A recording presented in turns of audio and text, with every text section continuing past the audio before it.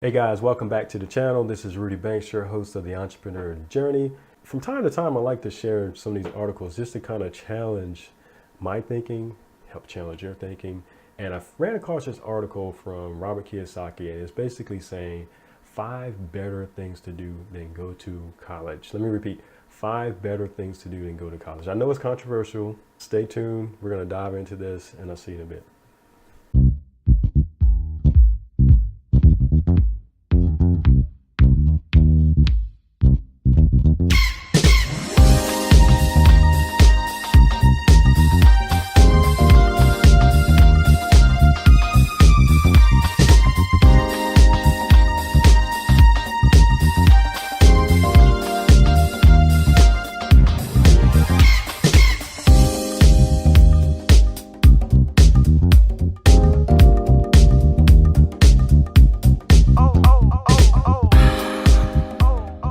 All right, guys, here's the article.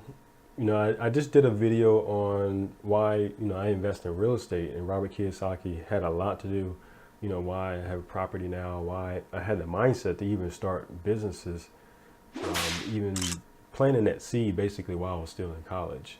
And so I hear a lot of the gurus and I hear a lot of the entrepreneurs nowadays, when you start talking to Gary Vee and Ty Lopez, I don't say they're down on college. It's just that they want people to think outside the box and not just say that you have to go to college. I went the traditional route. A lot of people say, go to school, make good grades, get a good job, buy a house, get your car, start a family, all that good stuff. Didn't do the family thing, but did most everything else. But I want to just kind of challenge you to think outside the box. And if I had to do it all over again, I might have done things a little bit differently. And that's what this talk is all about today. The main thing is the debt piece of it. I remember, going to school. I studied electrical engineering, and I remember my freshman year in college, everybody was like, yeah, I'm going to be an engineer. And everybody's like, oh, if I'm an engineer, I can make all this money, get this high paying job right out of school. A lot of people didn't make it after the first semester because their why was not big enough. But if you have a big why, then the how doesn't matter. And so I was that person who struggled through engineering. I got through. I wasn't a real big theory person. I was more so the hands-on guy. So I remember just rewinding back to high school. I was highly involved in music, my community. And our high school basically had 2 tracks. You could either go to college or you could do the vocational. You had to pick a track. And I was kind of like on the fence, but ultimately I was taking advanced courses, so I went to college and in the story. But Robert's interviewing people in this article, and they was like, man, if I could do it all over again, just looking at college and looking at their debt, a lot of people say they would prioritize paying off student loans. How many people still have student loans? It took like forever, to pay off a student loan, because what? Did you start out college with a $100,000 6-figure on up job? Probably not. I guess it depends on the time, but unless you're a doctor and somebody that spent 8, 12 years in school. But for the average person, you're not starting out with a 6-figure income fresh out of college. They also talked about spending more time learning about financial stewardship, understanding the loan process, maybe attending a less expensive college. How many times have you been told, go to an MIT or Harvard, go to a big name school because that's going to help you get a job? Okay, once again, it's Robert Kiyosaki. We're here talking to Miss Alex, and we're also talking about financial education for millennials and money. And I'm glad she's asking me when she's very young, because one of the biggest mistakes, I still hear it today from young people, oh, I don't have to worry because I'm still young. Yeah, and that is death to most people, because eventually you get old and then you're not young again. So it's a way of saying, when I talk about assets and liabilities, one of the most important things you have in your life is time. It's one of your greatest assets, or it's your liability. And being, I just turned 70, and I have friends who have nothing. I mean, they have zero. Now they've made a lot of money, but they have nothing here.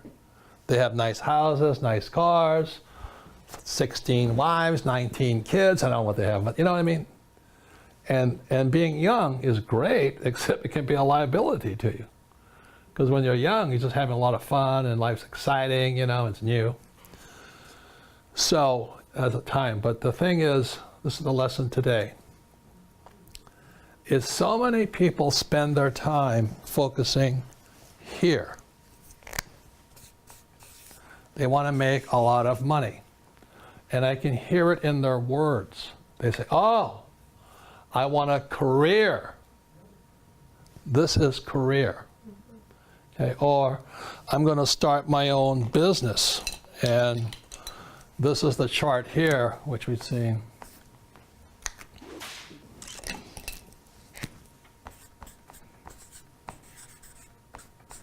This is the cash flow quadrant, book number 2. E is employee. S is small business, self-employed, or a specialist like a doctor, a lawyer, web designer. B is big business, 500 employees or more. And I is professional investor. So when I was your age, I knew I wanted to get here. This takes time. This is the hardest, you know. This is where the big mega bucks are. And Kim and I are here. And the money is So I'm gonna stop it right there. Like I said, guys, when I was in college, I had the fortune of reading this book. And this is one of the books that changed my life. And I'll put a link below in the description. Rich Dad, Poor Dad. And I owe a lot to Robert for help planting those seeds. When we talk about the cash flow quadrant, you know, the difference between being an employee, being self-employed, being a business owner, being an investor. It's all about leveraging your time, leveraging other people's time, leveraging other people's money, and leveraging your money. It just all goes hand in hand. So if you haven't read it, you must read this book. So let's move on. So the 5 things Robert's talking about. 1 is work to learn. And this is a key concept from the book. You know, when I was starting my first job, I remember going to work, and I was gung-ho because I had read this book, and the book was like, go to work to learn, not just to make an income, make a salary, but go to work to learn, because now you can learn the business, you can learn the culture, all these things you can carry with you when you leave that company. So as I start my own company, I've got 14 plus years of General Electric, Corning, I've got Alliant Tech Systems, you know, different companies I work for, all that culture stuff that and lessons learned that I can extrapolate or extract, how you want to say it, and put into my own business. Those are the intangibles. You're getting an education. You know, think about GE, it's a 125 plus year old company. That's a lot of information that, you know, I'm not 125 years old, so how in the world am I going to get that much experience, you know, in my own company? So I can extrapolate and pull that out and apply it to my own business. Look at non-traditional education. This is number 2. Explore non-traditional education. So, you know, I remember going to college and going to work, and you meeting different people. You know, some people had different backgrounds. You know, my college might have been more theory-based. You know, another person's college had more trade-based training, more technical hands-on training. And so you don't always have to look at just a 4-year degree. You can go to a 2-year program and get just as much value, or you can go to seminars, you can take trainings. I honestly say I've learned much more now that I've been out of school than I did when I was in school. And I remember friends coming back, you know, I'm still finishing up my last year of school, and people come back, it's like, man, I only use like less than 10%, you know, what we learned in the classroom in my current job. I was like, wow, okay. Unless you're a doctor, a lawyer, or something like that, maybe it might be a different scenario. But at the end of the day, college is really about teaching you how to learn. You know, all you're doing to show that first employer is what? This person is trainable, they're coachable, they can learn. I used to remember walking around like, yeah, I'm an engineer, blah, blah, blah, in college, but I was naive. I didn't become an engineer until I actually started working in the field, actually being able to design things and produce things, solve problems in the real world, which the fruit became my paycheck. Now you can call yourself what your profession is.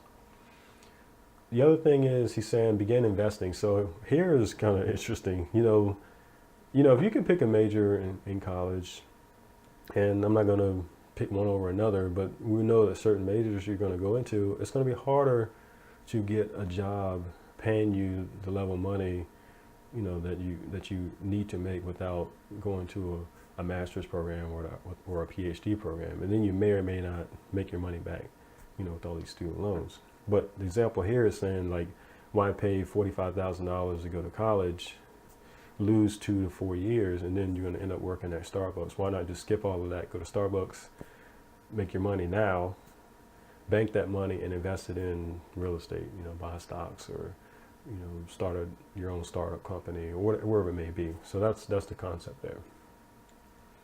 And then the last piece of it is, most important, is really, and you can do this anytime, but it's really serving community. You know, I really believe in giving back. I have some great opportunities, even my business now, my construction business, you know, partnering with a charter school. You know, there's some very bright minds, and the guys are learning, you know, fiscal management, and we're also doing a construction management component. So I can now take all my years of facilities management, project management, my engineering experience, and pour into some young brilliant minds and help them get a head start in life. So, you know, really believe in giving back. And it's not really, you know, a lot of times you feel like you're reaching out, helping others, but ultimately the person that wins is you, because the more you give, the more you can receive. And so these are just 5 things that, you know, I know we touched on a lot of things, but this was really just to talk about, or think outside the box of just college, and really make you question why you're going to go to college, or why you went to college. And if you could talk to a person, or if you could do it all over again, how would you approach this? Comment below. Let me hear from you. How would you do it all over? You know, did you go to college? Did you finish? Did you drop out? You know, how has it impacted your life? You know, are you a business owner, entrepreneur? I want to hear from you guys. Like, share, subscribe, and I'll do my best to bring you more great content. With that being said, go forth in victory and have a great day. Peace.